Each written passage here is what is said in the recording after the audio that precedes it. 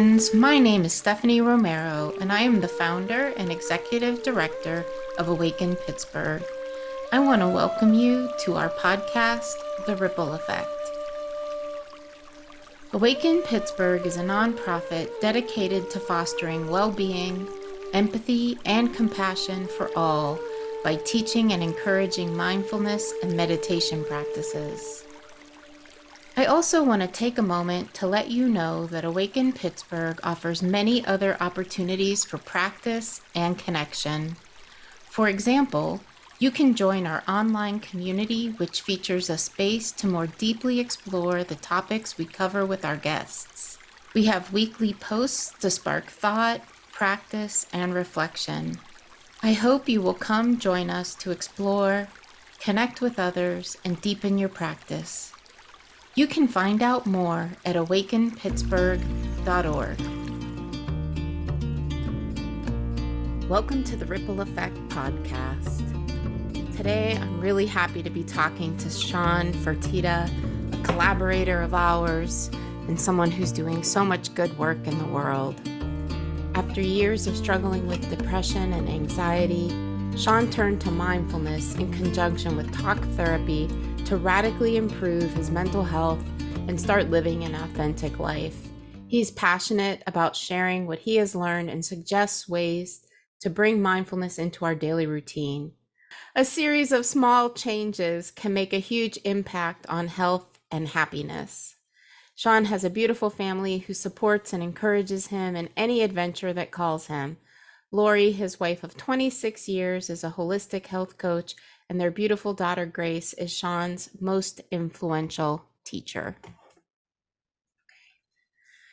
Shawn, thank you so much for being on the Ripple Effect podcast. I have been in relationship with you for a while, but I'm excited to have a chance to just deepen that relationship and get to know about you and your practice a bit more. Right, I agree. This is really exciting. We have our paths have been crossing in many ways, and through other work that we've been partnering on, it's just really exciting to have our little deep dive. So Yeah. thanks for having me. Oh, my pleasure. Thank you for being on. So I always start with all of my guests just asking about how they came to meditation or mindfulness and what their practice is and the role that it plays in their life. Yeah, so I probably like many. I started meditating probably in high school. I have fallen in and out of practice throughout my young adulthood. Um, and, you know, life got in the way. And I slowly discovered that I had the perfect life, the perfect wife, the perfect child, the perfect job, the perfect everything. And I was miserable, absolutely miserable. And I hit a depression so low that I actually tried to take my own life. And my luckily, right, I'm still here.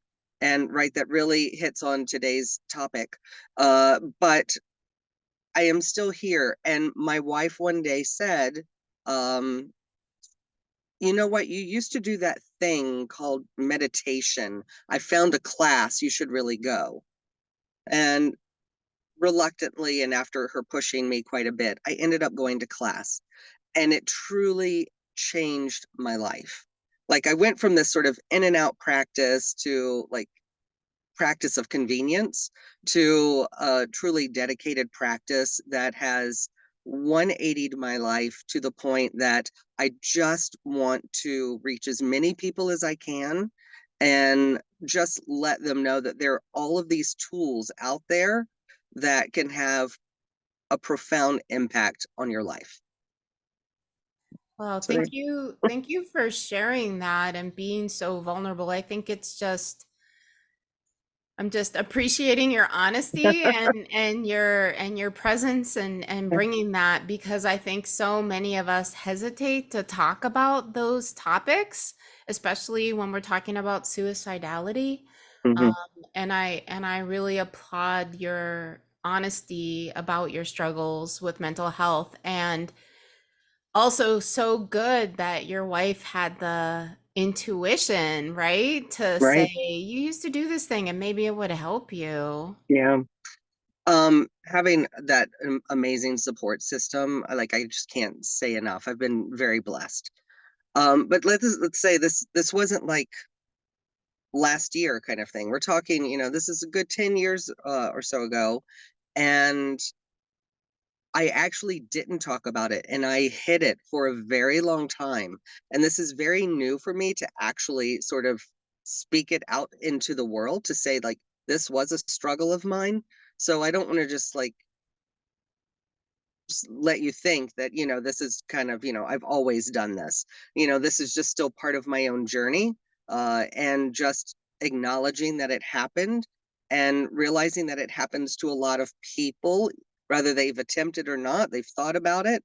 And regardless, that mindfulness can really help us, not only in the good times, but in the bad. 100%. And I know just in working with a lot of people that it's often a crisis in our lives that brings us to practice. Hmm. And then just to note for listeners, if you are listening and this is making you think, oh, this is me, this is where I'm at, I'm thinking of ending my life, I just want you to know that you can call 988. That's the National Suicide Hotline, and they will help you find someone that can help you in the moment.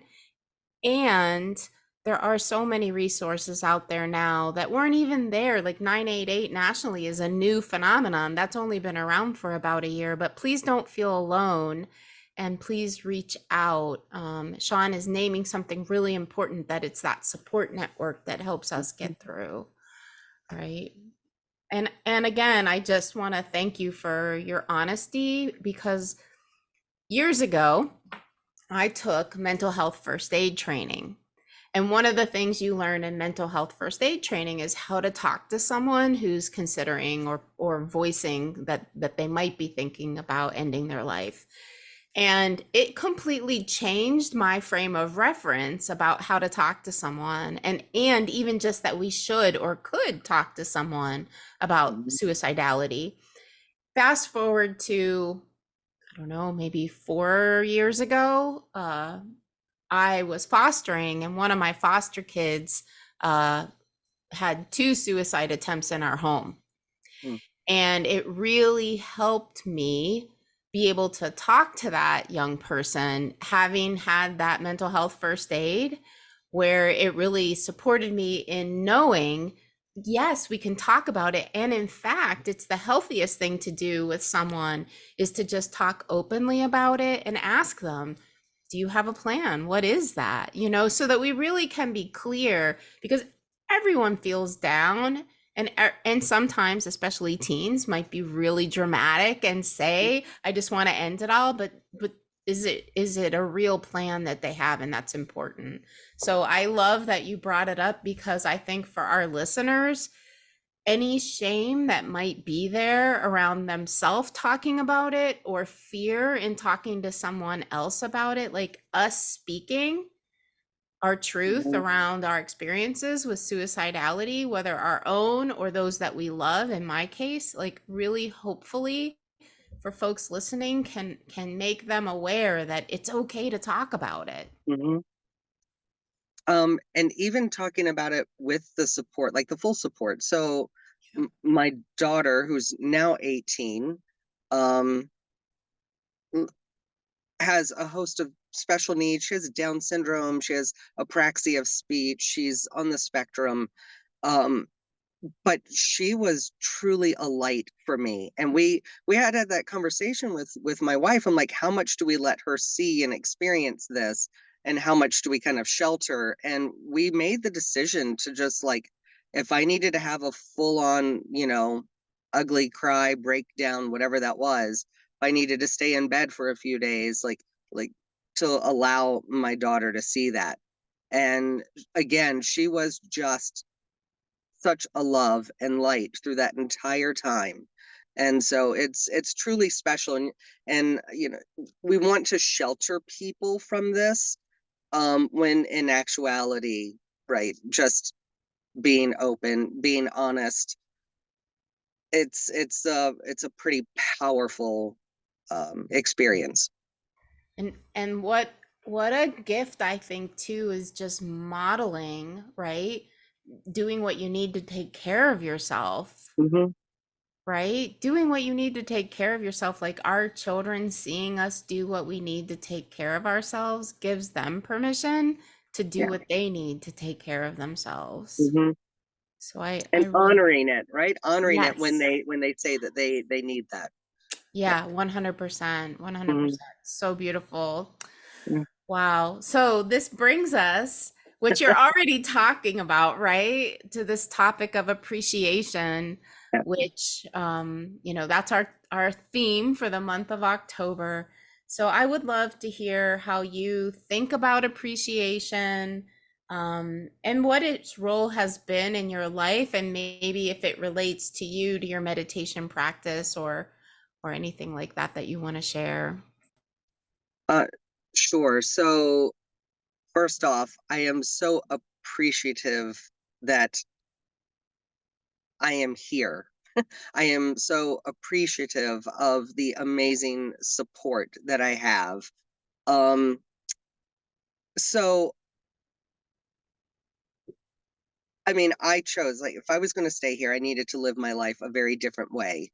And part of that is living with gratitude and appreciation and mindfulness, because, that is really what has worked for me, right? Knowing that we all have our own journey, we all have things that work for us, but that really worked for me.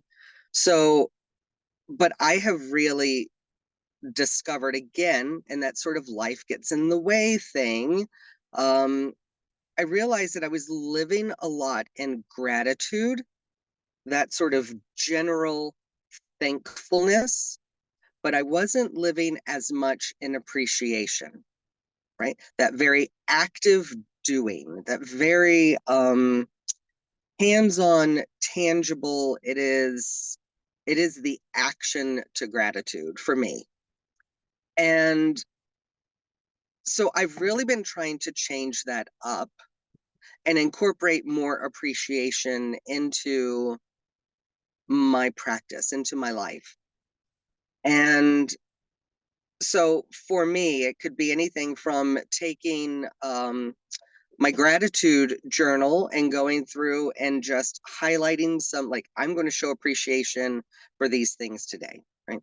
Um, it is, at work, telling my team, not recognition based, not based on performance, but just as a general, like, I appreciate you. I see you. I value you. I appreciate everything that you bring, not only into the work environment, but into the world, right? It is walking down the street and making eye contact and just smiling at someone. You see somebody sitting on the park bench and you just stop, and again, eye contact and a smile, that you have no idea. That could truly just change someone's day. And so it really is just this active part of me taking it from gratitude, that very sort of internal practice of mine, to this external practice of, I want you to know that I see you and I value you and I respect you. I love that. I love that idea of appreciation being the action that we do to show or embody our gratitude. I really love that so much. And I think often of how we take any meditation practice, any mindfulness practice, and bring it into our active living, Mm, right? And so I right? think those examples are just such great examples of how not just to embody appreciation, but how are we embodying our practice? And part of that is being fully present to others, Hmm. right? Right. And I just love that you name, making eye contact, sharing that smile, being there, acknowledging another human being as part of your practice. I love it. Yeah. I mean, just even think about in your own life the last time you actually felt appreciated? And it's amazing when you ask people, they have a really hard time, identifying when that is. Um, Again, I'm very fortunate. I've got an amazing wife. I was teaching a workshop and I open up my teaching materials and I look down and there was a sticky note that just says, "Thank you for working so hard for us. I love you and I'm so proud of you."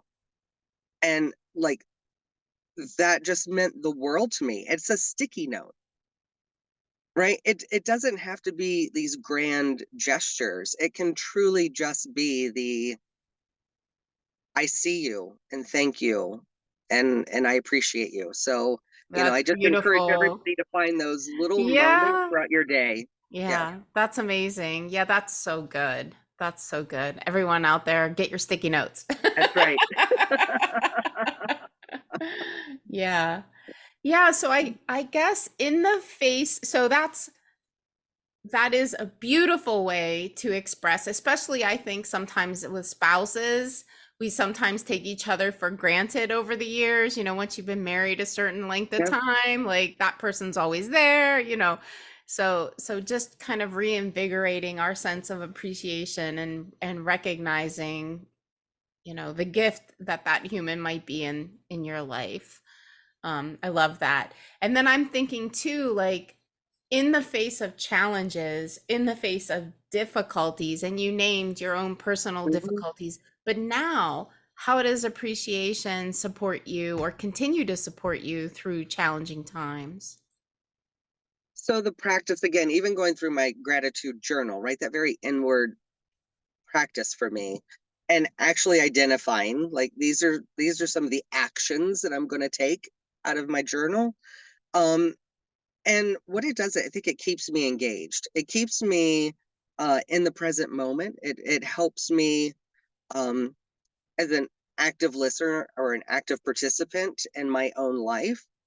But uh, it's great to sort of identify those touch points that then help me connect with other people, right? It builds trust, it builds respect. Again, it could be people that you know, people that you don't know, work with, family, whatever it is, right? Um, I sometimes again, and even going back to work, everyone loves sort of a pat on the back for doing well, but what happens when you just make a mistake? You live in that fear of, um, I didn't live up to expectation, whatever. That's when we actually need to lift each other up even more and not just wait for the great job pat on the back. So, right, how are we building that in? So we build that safety net, we build that support that we can all sort of build a culture of love, really. 100%. Yeah. How do we build a culture of care? How do we build, even in our institutions and our organizations, right? How are we supporting people even in the difficulties? I love that. And I love it. I feel like you have gratitude journal 2.0, right? Right? Where it becomes again, it becomes that action where you have your gratitude list, which, everyone talks about their gratitude list, but then you take it the next step and you actually express it Hmm. and you share Right, it back with the person or people that may have given you whatever good experience, gift, whatever, right. that you're thankful for. And I'm just thinking of there's a video that we use in our intro class from like a streaming thing called Soul Pancake. And they found an article about happiness that said like when you express your gratitude, it increases your happiness, right? It increases your joy. And they actually did an experiment where they had people sit down and write letters to the person that was the biggest influence on their life, and did like a pre-post measure, and it was true that and actually they said the person who came in as the least happy had the biggest increase in happiness after they had written that letter to the person that was the, a big influence on their life. So everyone out there, find, people, those people. And it doesn't have to be pages. It could just be a little note. Absolutely. Again, that smile goes a long way. So Yeah. Yeah, I love that. be the light. Yes, totally, totally. We need so much of that, don't we? Because even just, I love listening to news. I always have news on in the background. I'm a little bit of a news junkie, and too much of it, man, you need the positive to counteract it because there's a lot of difficulty in our world, and it can be challenging to keep yourself positive and focused on the Mhm. good if all you hear is the negative. Correct. Yeah, news in small doses. News just to stay current with what's happening, but Yeah. I can't do too much. It just Yeah. puts me in a crazy space. Yeah. So, Totally. Totally. I'm wondering if you have had any experience where you've expressed that appreciation or done that practice of appreciation where you really have felt, oh yes, this has had a significant impact either on your own well-being or on someone else where it's come back to you later. Like if you have any, I love the story of your wife, but I wonder if there's any story you have of your own expression of gratitude where it's really had a big impact. Or so appreciation, I should say, not gratitude, appreciation. yeah, really that one recently with my wife really stands out because right, that just made me feel good and want to reciprocate. Um, but I mean, I come back to the sort of the smiling, even just walking down the street, I try and, I mean, not in an annoying, I still moved to Pittsburgh from New York City. So, it's kind of eyes down and forward and go. Um, but right, if you're with a clerk, uh, at a grocery store or somewhere, and it really is just, wow, thank you. Thanks for your help with this. Um, I notice even when I show appreciation to people that they don't even know how to take it, right? It's not a comfortable um it's not comfortable for us to get compliments or just appreciation or that sort of positive energy. And I see a lot of people sort of recoil or not know what to do with it. Um when just as a practice as well is just to say thank you, right? Say thank you. But I've truly seen so many people just light up when I do it. And they are thrown off.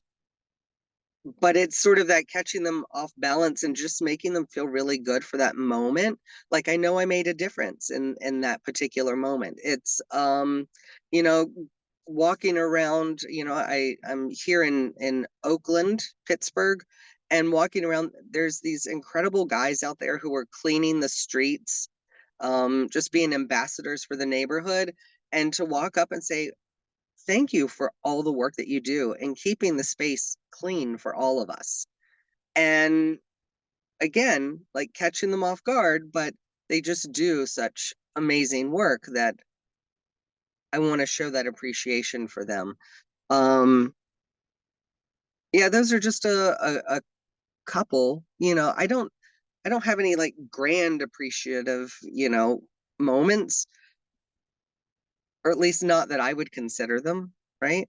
I just like to incorporate these small acts of appreciation throughout my day and just hopes that someone feels valued for that moment.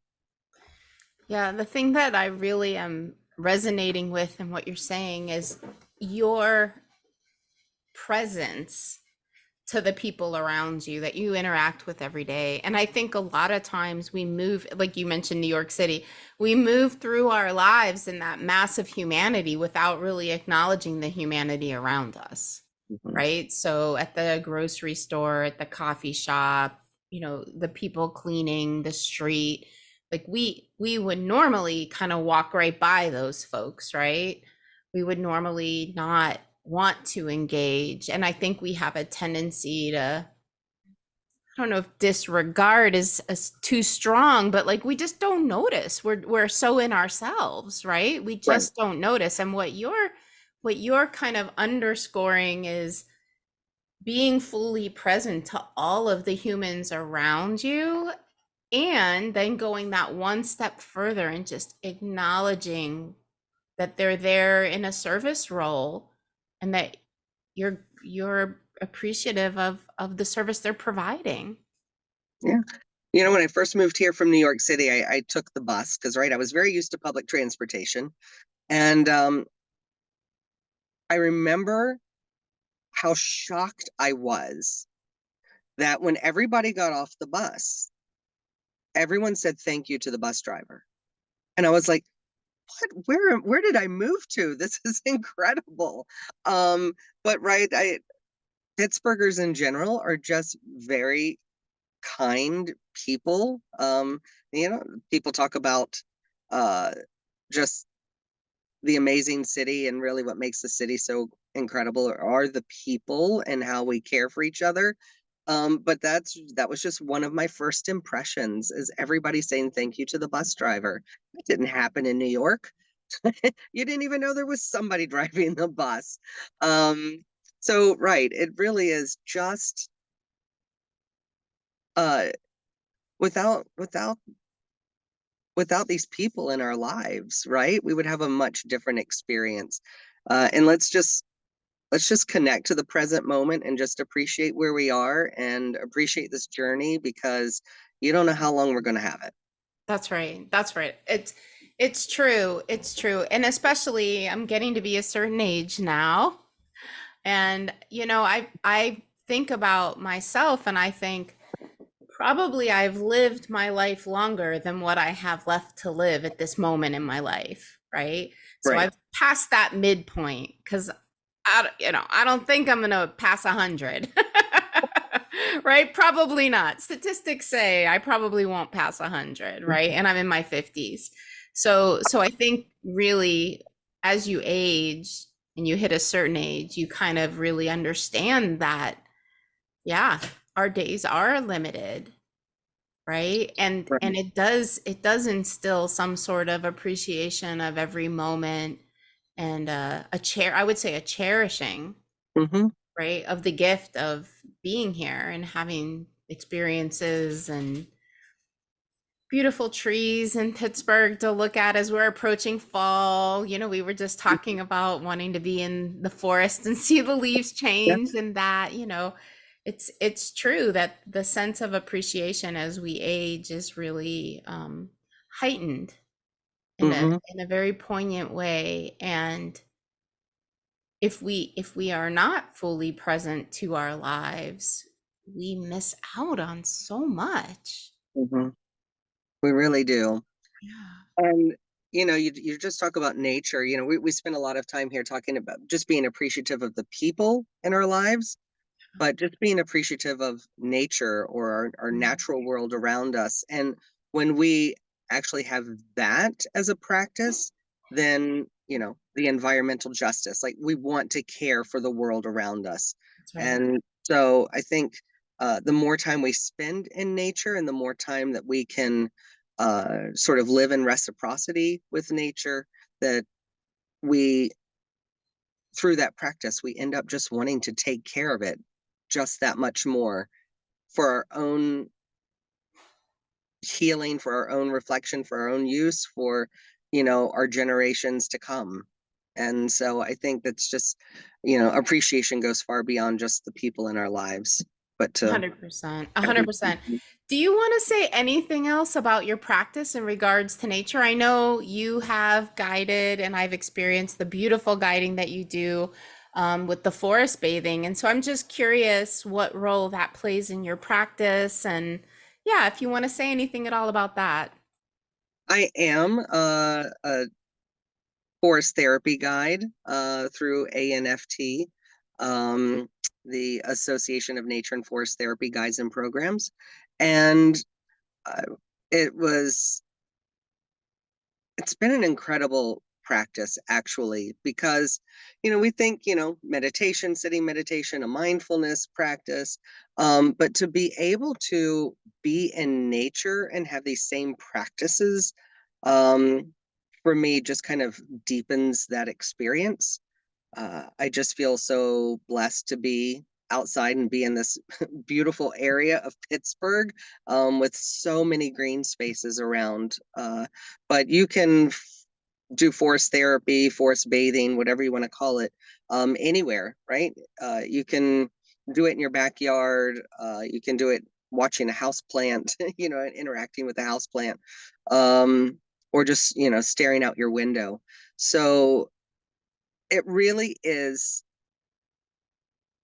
a practice where you just get out of your head, you drop into your body, and you just build your awareness through your body of your relationship to the natural world. And it really has deepened my practice. And I would say, uh, incre- increased my gratitude, but definitely increased my appreciation practice in this Awesome. way. Yeah. Cool. Well, I would also want to ask if you have a particular resource. I ask everyone on the podcast that you might want to share with our listeners related to your practice or mindfulness in general or forest bathing, whatever you want to share. So I wish I could just pick one. If I had to pick one, I think I'm going to go as broad as the internet.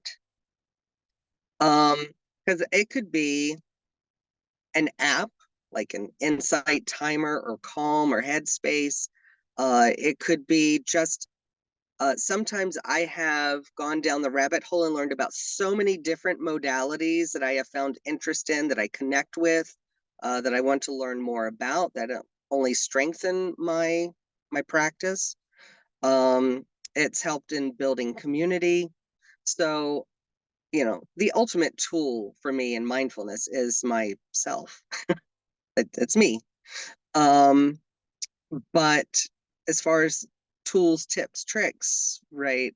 For me, it's just the internet sort of gives me that opportunity to be creative and explore. But at the end of the day, it's really just about me and my relationship to myself and the world around me. Yeah, 100%. It's the big mystery of getting to know ourselves and our own minds, isn't it? Mhm. So Yeah. yeah, but yeah, you can, any book you want, any piece of sound therapy equipment you want, you can get it all on the internet. Just, you know, don't just stay there. You gotta take whatever that is and bring it into your practice. It can't just be 100%. hours of scrolling. That's right. That's right. You have to actually do it. You Yeah. actually have to do it. Cool. We'll Well, use that as appreciation, right? You actually yeah, have to do it. exactly. Exactly. You actually have to do it. And all the better if you express it to somebody else. Yeah. That's right. Is there anything that you were thinking about when you decided to come on the podcast that you wanted to share with folks that I didn't ask about or you happened to not mention? Anything at all? Um, no, right. I think we covered a lot of amazing stuff today. And just for people to know that, all of us, right? All of us are on a journey and we are exactly where we need to be right now. And just appreciate where it is right now. Um, I appreciate you and your team for doing this and getting the word out, because uh, a lot of people need to hear this, and a lot of people, just need community, need some resources. So thank you for doing this. And I don't know if we want to use this as the opportunity to talk about our upcoming project. Yeah, What, so we what, can totally talk about that. Yeah, so Shawn and I are going to start to offer a series of retreats and workshops for people in leadership. So check out Eventbrite, check out the Awaken Pittsburgh website, and he'll be bringing his amazing skills at sound healing and forest therapy, and I'll be bringing what I do with some teachings and meditation guiding, and hoping to really support people in leadership positions creating more mindful workspaces. And I think the word that you used earlier, which I think is really important, is connection, right? Supporting people and being able to bring practices like appreciation into the workspace so that people feel connected and appreciated and supported. And we know that when people do feel happier and more self-regulated and connected at the workplace, then they're able to be their full selves and do better personally and professionally. oh, Yeah, well, anything else you want to say about that? no, I think that really covers it. And, I just hope people take advantage of it because we need to, again, especially in the workplace, we need to, of course, support our people when they're doing well, our teams when they're doing well, but we also really need to offer that support, when things are really tough, or we make a mistake, you know, we need to build that team culture that we have your back regardless. And so I think this will be a valuable experience for any leader. I love that. And I also love, like, as myself, a leader of an organization, thinking about the role of the leader in bringing up new leaders and nurturing the talents and the ambitions and the joy and all of the things in the people that we are leading, right? That leading an organization is also about nurturing human beings. I love that. Yeah, so I like that you kind of raised that up, because I think that that also is part of the joy of leadership, right? It's kind of like when you're a parent and your kid does something amazing and you're like, "Oh my gosh, they're mine." Right? Like somehow I had some part of that, even though they're their own unique, talented, wonderful human being, like there's still that mother hen feeling, and we can have that as leaders too when our teams do amazing things, that somehow we could create conditions. Like I often think of that model of servant leadership, like we are creating the condition for people to be in their excellence, for Yeah, people to be in their amazing selves. Like they're already amazing, right? They're already embodying like absolute excellence. But how do we create the conditions for that to shine through? love that. Yes. All right, well, maybe we'll end there. Thank you so much, Shawn. It's been a lot of fun. Thank you so much for having me. I really appreciate it.